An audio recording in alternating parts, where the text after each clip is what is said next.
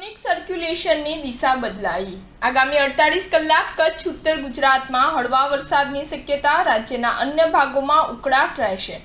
ગુજરાતના વિવિધ વિસ્તારો સાયક્લોનિક સર્ક્યુલેશન સક્રિય થઈ રહ્યું છે, જેમાં છેલ્લા 2 દિવસ દરમિયાન સૌરાષ્ટ્ર કચ્છના વિસ્તારો પર સાયક્લોનિક સર્ક્યુલેશન સક્રિય થયું હતું, જેને કારણે હવામાન વિભાગ દ્વારા દક્ષિણ ગુજરાતના કેટલાક જિલ્લાઓમાં ગઈકાલે વરસાદની આગાહી કરવામાં આવી હતી, પરંતુ આજ રોજ સાયક્લોનિક સર્ક્યુલેશનની સ્થિતિ બદલાતા હાલમાં તે દક્ષિણ રાજસ્થાન અને ઉત્તર ગુજરાતના ભાગો પર સક્રિય થયું છે।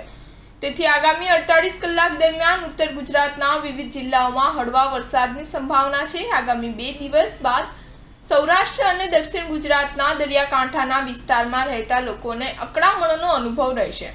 હવામાન વિભાગની આગાહી અનુસાર આગામી 48 કલાક ઉત્તર ગુજરાતના વિવિધ જિલ્લાઓમાં છૂટાછવાયા હળવા વરસાદની શક્યતા છે, જેમાં આજે 13 એપ્રિલના રોજ સાબરકાંઠા, બનાસકાંઠા, મહીસાગર, અરવલ્લી, દાહોદ અને કચ્છમાં છૂટાછવાયા વરસાદની શક્યતાઓ છે, જ્યારે આવતીકાલે 14 એપ્રિલના રોજ બનાસકાંઠા, સાબરકાંઠા અને કચ્છમાં હળવો વરસાદ વરસી શકે છે।